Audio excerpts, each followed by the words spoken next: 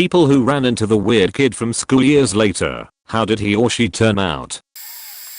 There was a girl at my school, who I will call Melanie. Melanie was easily the most socially awkward / unaware girl I've ever met. Like, masturbating at school awkward, picking her nose, and eating it publicly awkward. By the end of high school, she had figured out how to not do these insane things that made people stare and laugh at her, but needless to say, she had a rough go. But she was also one of those people who was a really nice, genuine person. I moved away after college and didn't have FB until at least 10 years after graduation, so I had no idea what most of my classmates were doing. Maybe 5 years ago, I spotted her and friended her. She ended up marrying this guy who went to our school and was maybe 3 years older than us. I knew him from work and he asked me out at one point. He was also really nice, but super nerdy and socially awkward.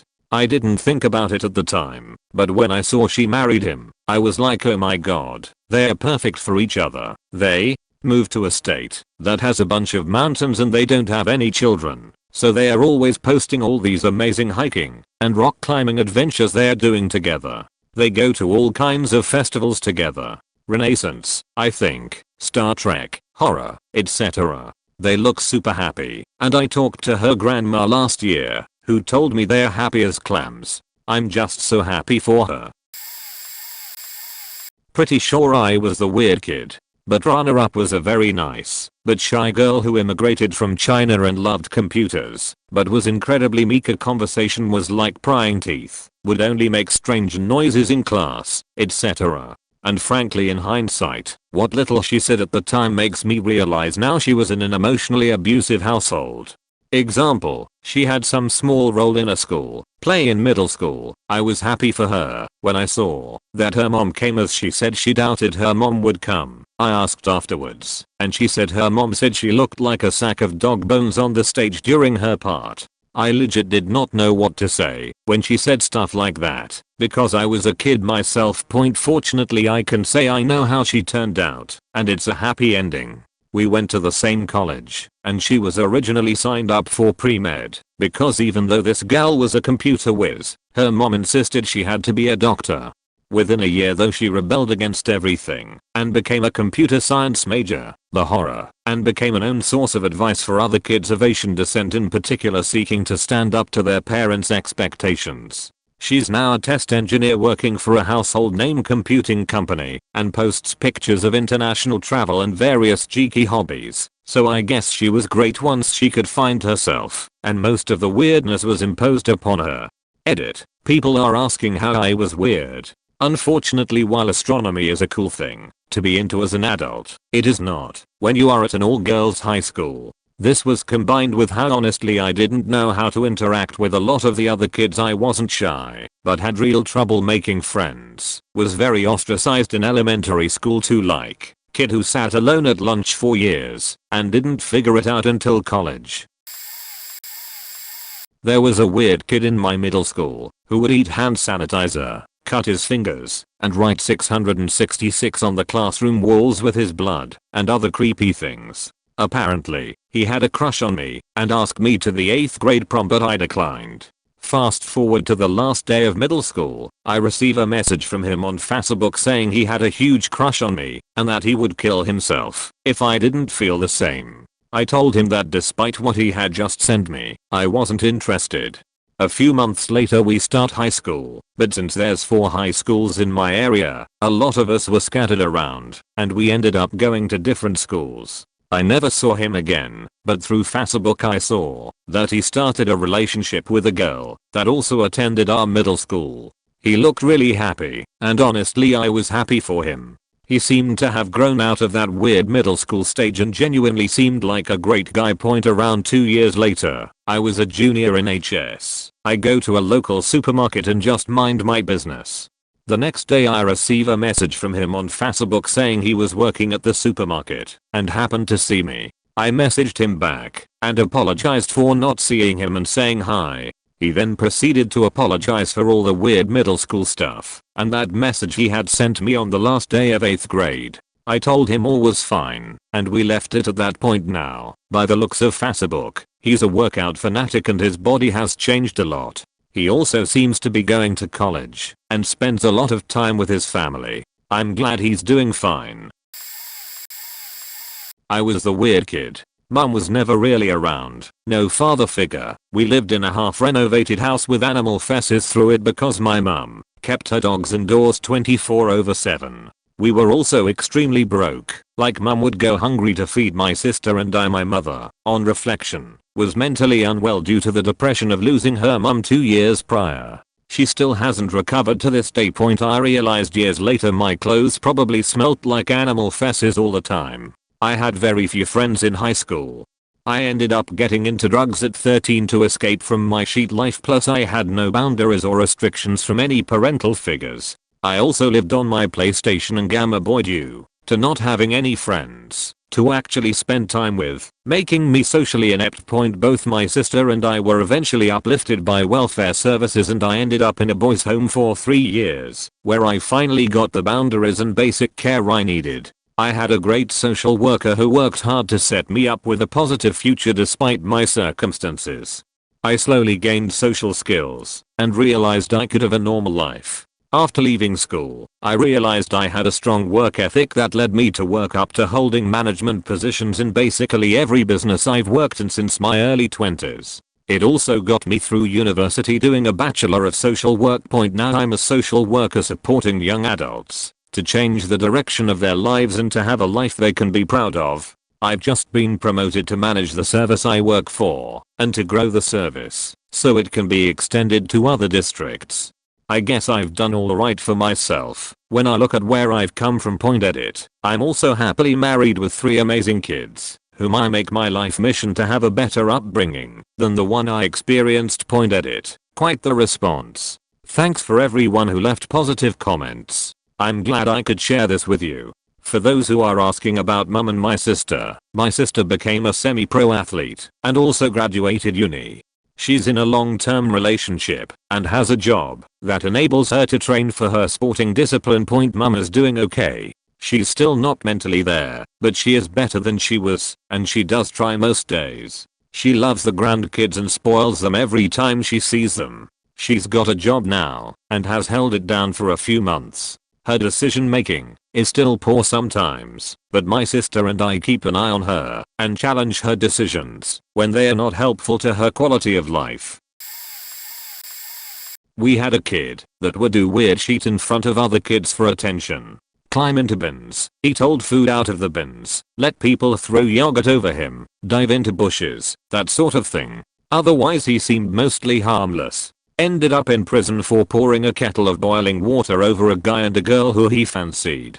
They were at a house party. He saw her talking to a guy, so he went to the kitchen, boiled the kettle, then calmly walked up to them and poured it over their heads. I'm not sure he had ever even spoken to her, but he was seemingly jealous that she was talking to another guy. Then after he was released from prison for that, he took his mother's car on a joyride with 2 of his mates, crashed into a car driven by an elderly couple, then ran off leaving his 2 mates dead and the elderly couple badly injured. I think he's still in prison for that. Not quite as bad, but we had another weird kid who would talk to no one and would spend all day drawing graffiti in a sketchbook, which he guarded with his life. Not good graffiti, he just kept drawing his tag in different fonts. I think it was aspect or some other badly spelt word. If he spoke, it was usually just to tell people how great he thought Banksy was. He ended up spraying this tag all over our small and otherwise graffiti-free English town and was immediately arrested after his old teachers recognized it.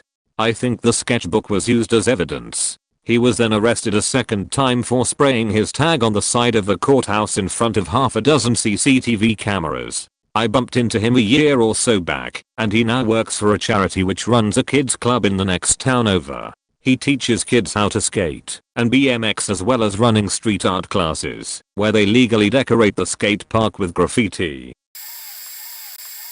I'm the weird kid, 32 years old now, married, and we have a dog and a cat. Marriage is perfect, my new job is perfect. I have love in my life, and I'm fairly healthy. I've experimented with psychedelics and partied hard in my younger years. I've made experiences that I will always cherish. I do however, suffer from depression, which was the result of my being the weird kid and struggling in my own way to fit in with other kids. I used to think that if I did what they did and liked what they liked, that I would be accepted by them. I molded and remolded myself so many times to fit the description of what I thought my friends would accept that I never actually focused on myself in my developing years. I never gave myself a chance to find who I really am and what I really like. I often mentally kick myself for going through my teenage and college years the way that I did. I tend to convince myself that if I hadn't been the weird kid that tried to fit in, then maybe I would know who I'm by now, at least know what kind of career I prefer to retire in. My depression comes and goes nowadays. Mostly it goes. I owe that to my wife and my dog. They get me through the hardest days. I'm not looking for any consolation. Just thought I'd share since you asked how I was doing. Thanks. Have an awesome day, Reddit. In 2004, I had a computers class with James Holmes, guy who shot up the theater in Colorado, my junior year of high school. He was a sophomore at the time. I never really talked to him much, but he hung out with a group of kids that were near where my group would hang out during lunch. He was a face that I would recognize walking through the halls. At the time, we had a number of mutual friends.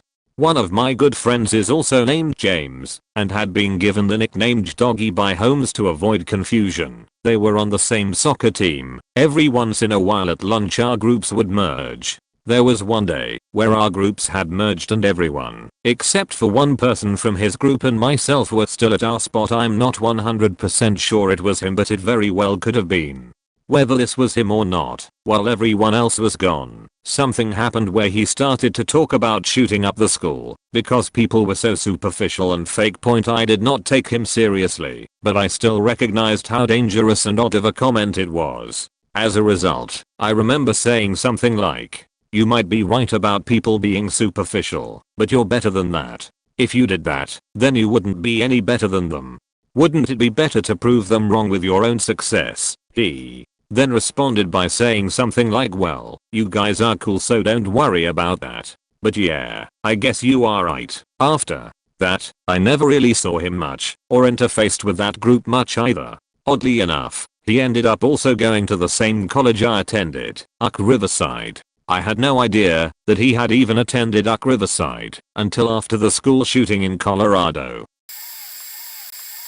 So there was this kid that I'm pretty sure had some sort of mental disorder in my school for the first half of 10th grade, and he hung out with a couple people in my friend group, so we talked sometimes, but he eventually got kicked out cause his grades were absolutely horrible. Fast forward about a year, and I'm at a party my sister, a year older, threw at our house, and apparently someone thought it'd be funny to invite him, and I'm sorta keeping an eye on the guy, cause he keeps saying he really wants to fuck someone at the party and is generally acting weird and desperate. A few hours pass, and he's sitting on the couch talking to one of my sister's friends, and he does something I'm too distracted to catch that makes her get up and leave, which he responds to by getting up and grabbing onto her wrists and refusing to let go as she tried to pull away.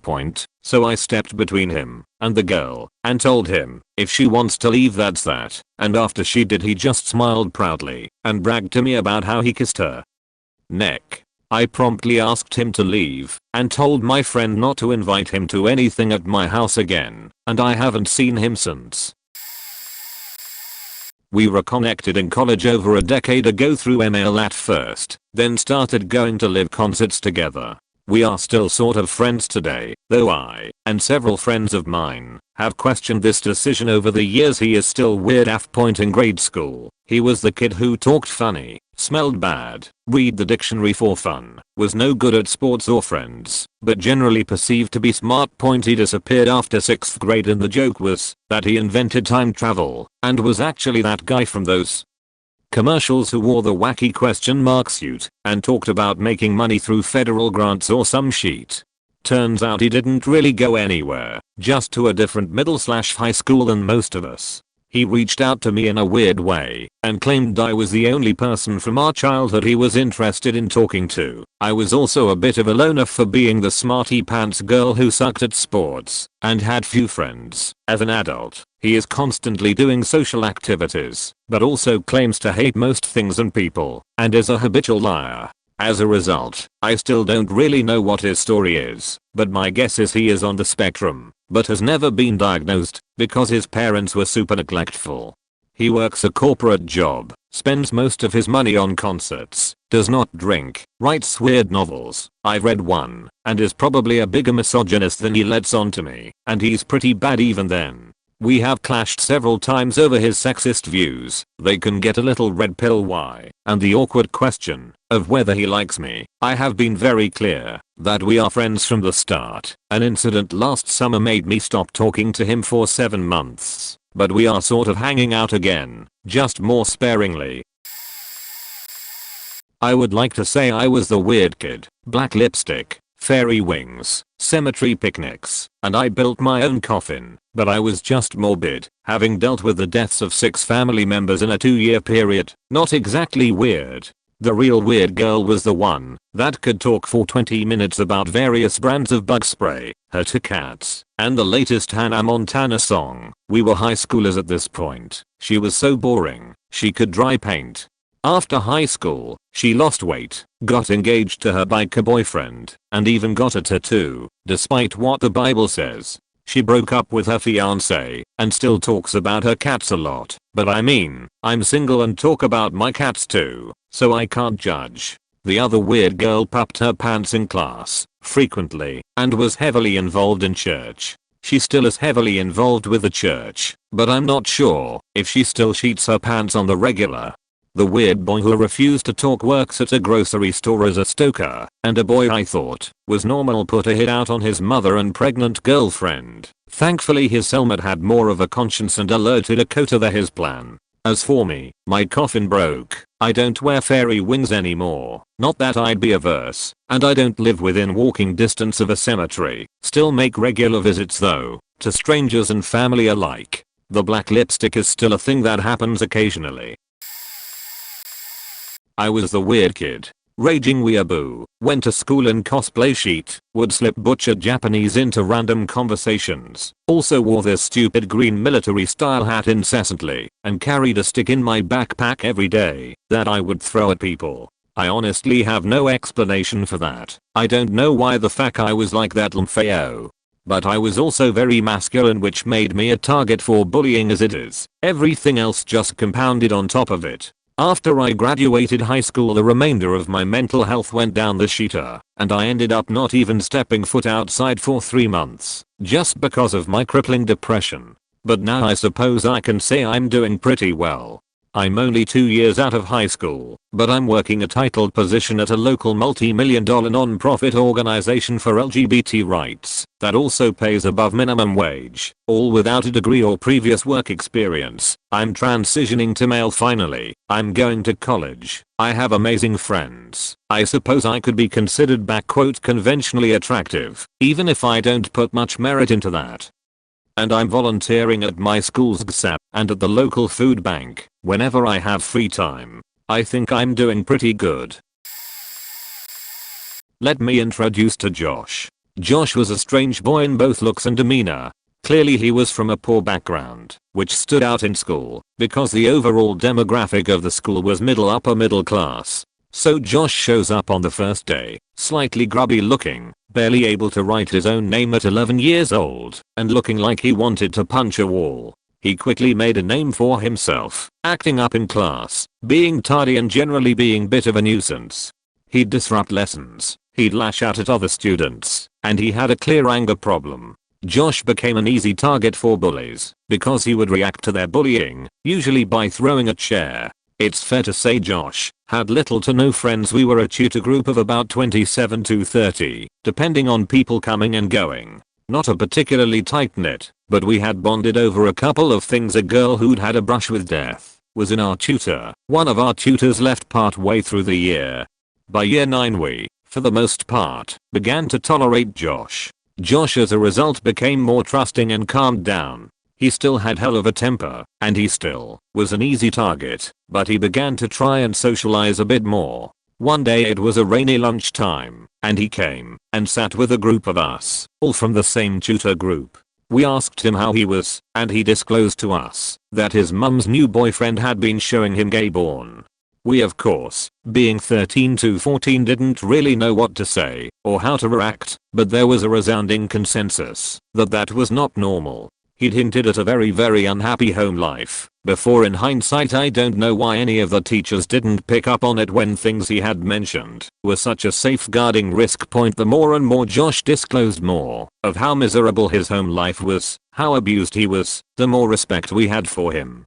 He didn't know anything other than violence. He had never been shown love or respect. He had never been given the opportunity to better himself. Over time we became very protective of Josh. The "cool boys" in our tutor group would step into fights to defend him. We'd all keep an eye out for him when he was walking home etc. I saw Josh about a year ago. I caught glimpse of him in the street and shouted his name.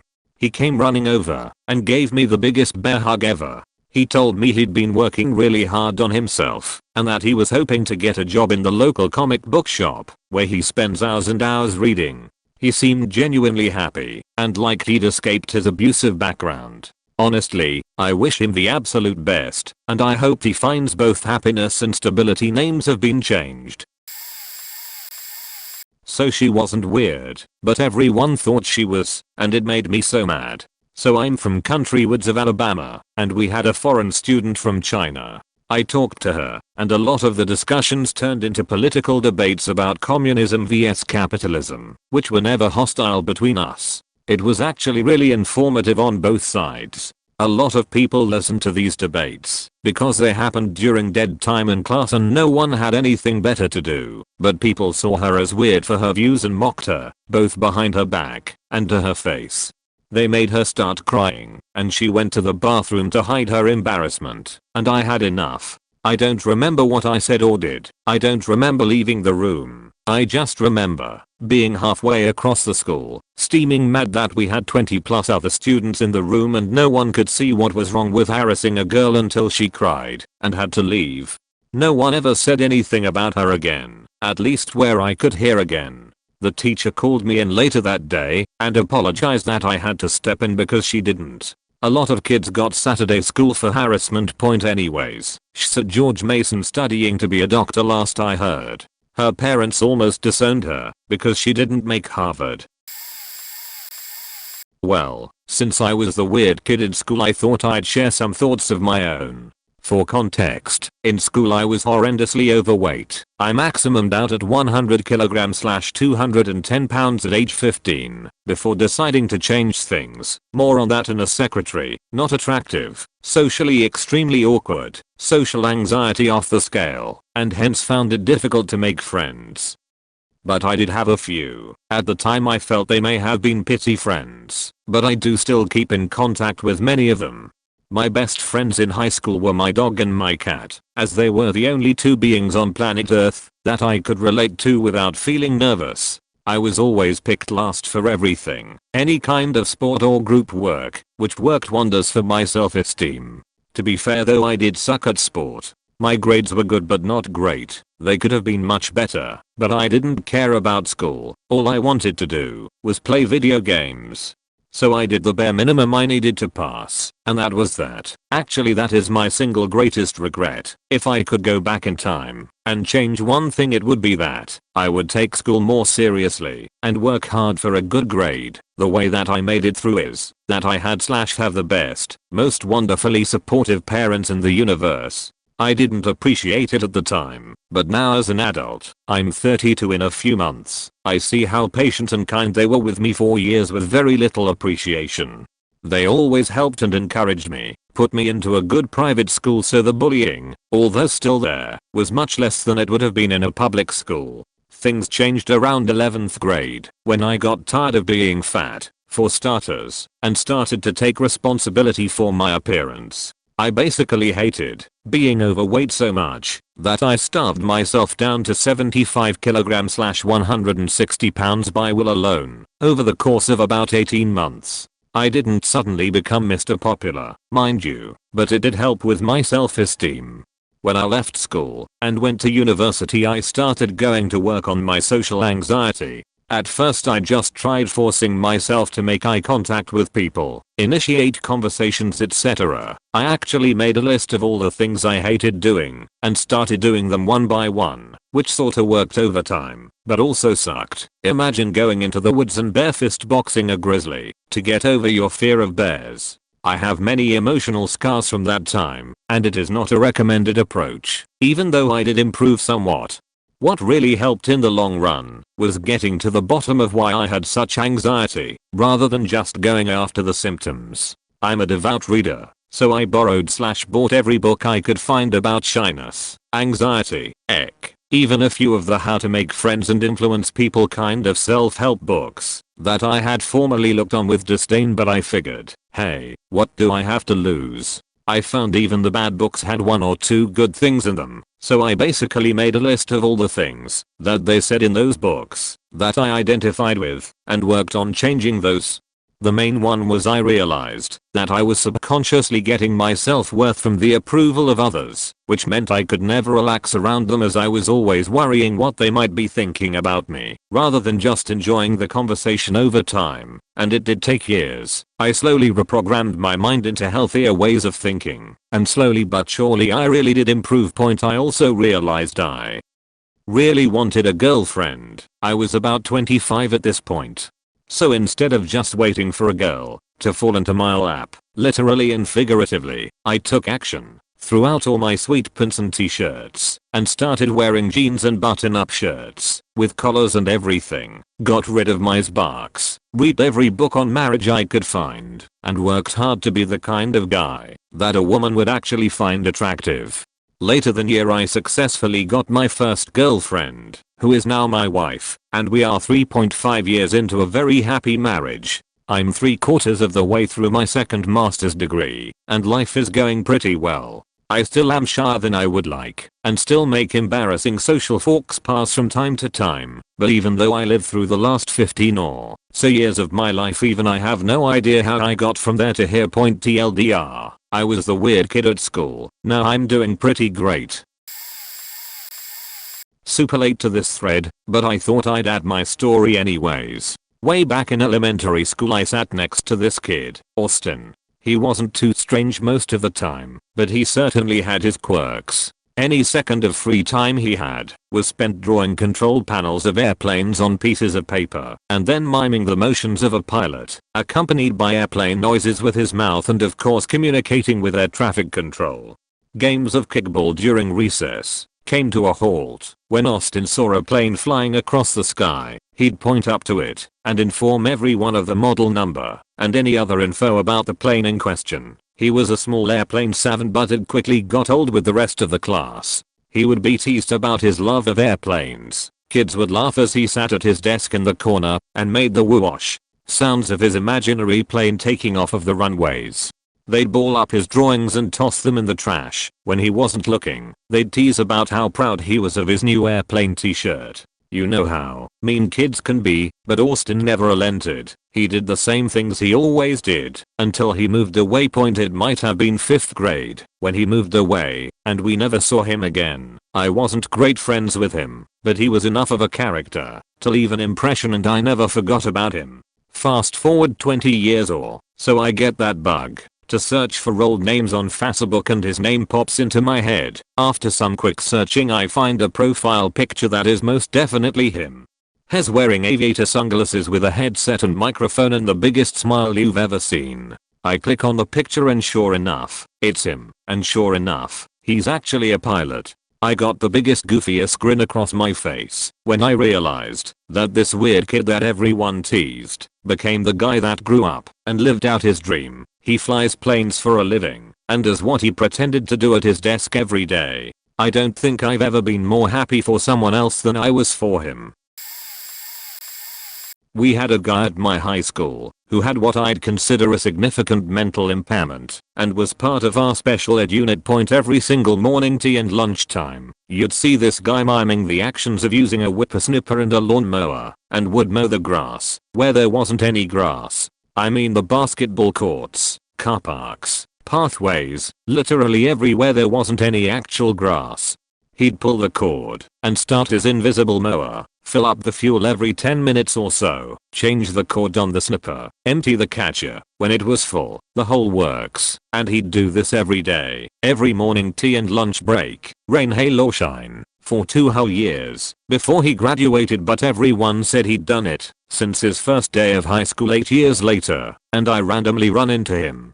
I'm at a house when the suit pulls up, and 2 guys jump out, and it's this guy with his boss, and he starts fueling up an actual lawnmower and whippersnip, and gets to work. His boss said he'd never been late, had never called in sick, never slacked off, just the perfect employee. Everyone thought this motherfucker was crazy mowing the bitumen in high school, but he was truly living his dream as an adult. A humble dream, yeah, but I bet he's happier every day than most people get to feel in a lifetime.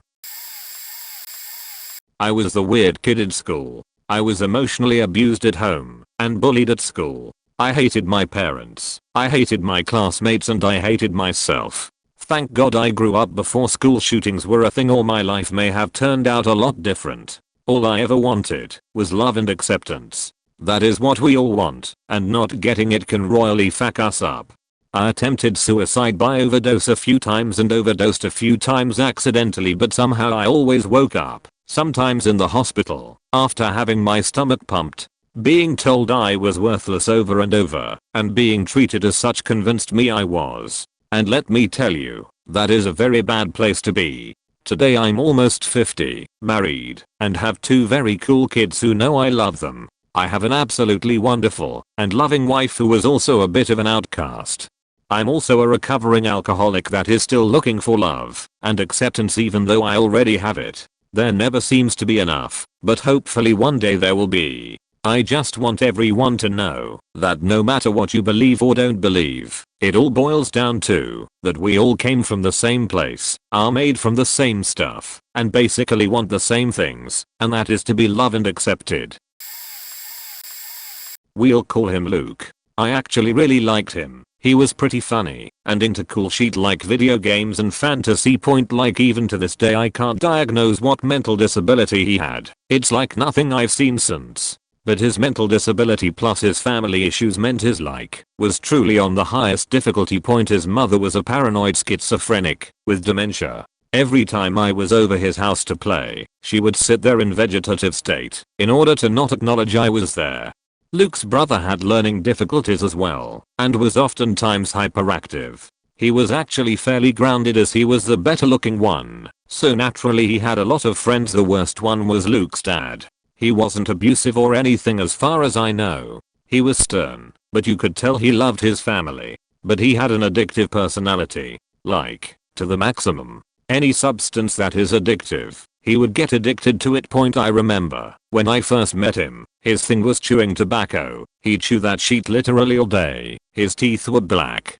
And by the time I lost contact with Luke he was addicted to cough syrup. Luke's house, which was a hoarder mess by the way, had piles and piles of glass syrup bottles stacked up, because he'd just downed them. You often saw him begging on the streets, and always looked rough as fuck, even compared to the legit homeless guys, because remember, Luke's dad wasn't even homeless. Anyway, after this is conjecture and rumors as I lost contact with him after secondary school.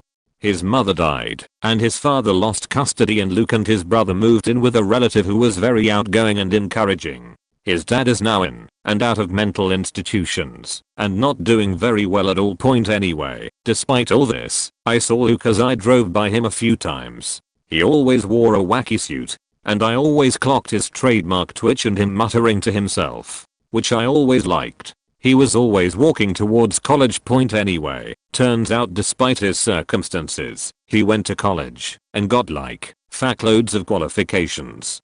Went to university in Scotland, which is a good idea because it was free or at least cheaper than universities in England, and now has a job as a researcher for BBC4, which I hear is a pretty sweet gig. Point last time I saw him, I teared up because of how much he's turned himself around. He no longer had his stuttery nervous tone. He spoke in a very well spoken accent and showed he had very real intelligence behind him. I can honestly say, I've never been more proud of anyone in my life. So to TLDR and answer your question Opus.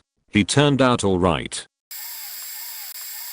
Guy 1. Tall, meek, no confidence. Now, just graduated from police cadet, and will be equivalent to O2, with his father, O9, behind his back.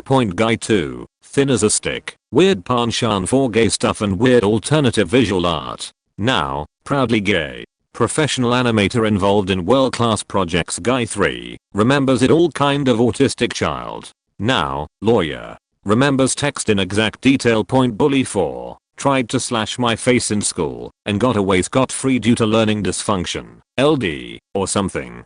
Now, where the fuck is he? Bully 5. Macho kind of bully. Now, dropped out of college twice. Now tending a net cafe. Girl 6. We think she is a psycho. Now, abusive relationship. She is the abusive one. Dropped out of school once.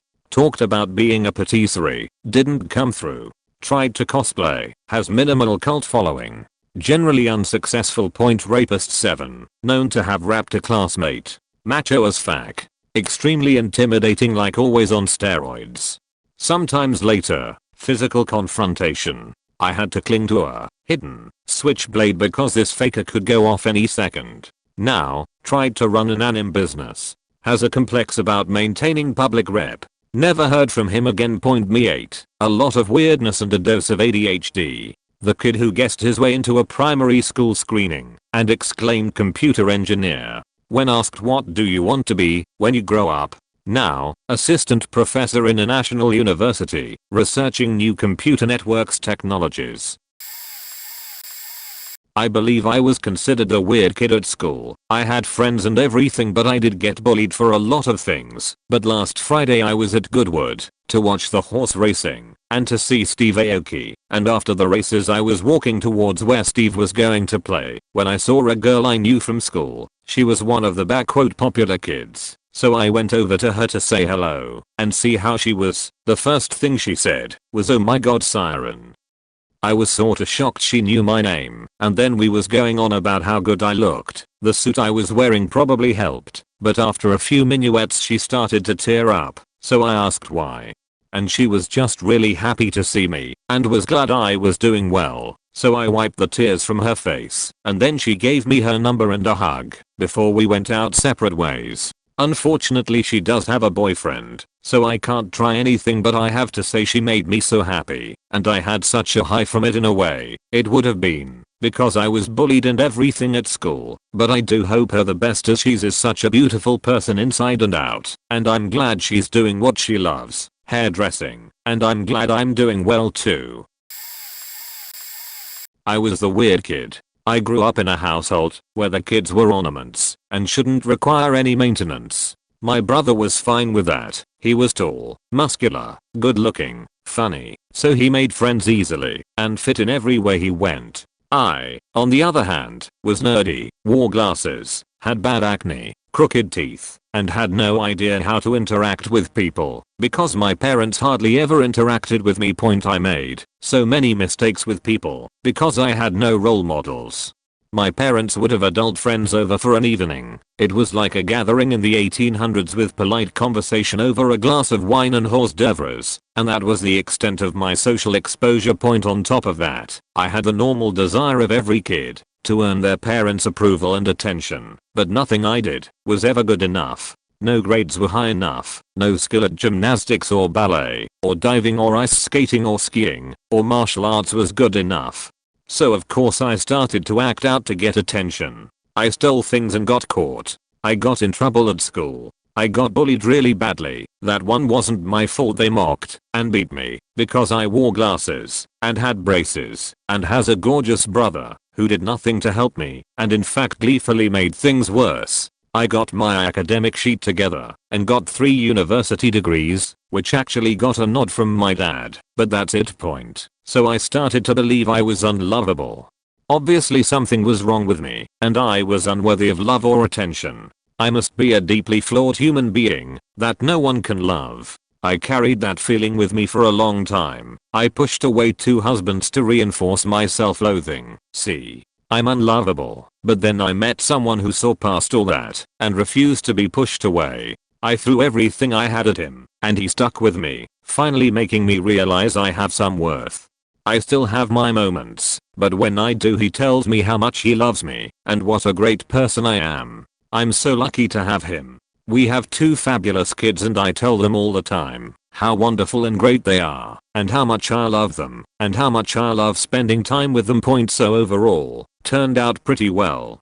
But looking back at how messed up I was, it was no wonder no one wanted to hang out with me, and I was the social outcast. Edit. That was actually surprisingly therapeutic to write. Even if no one reads it, it was uplifting to get it out. Thanks, Reddit.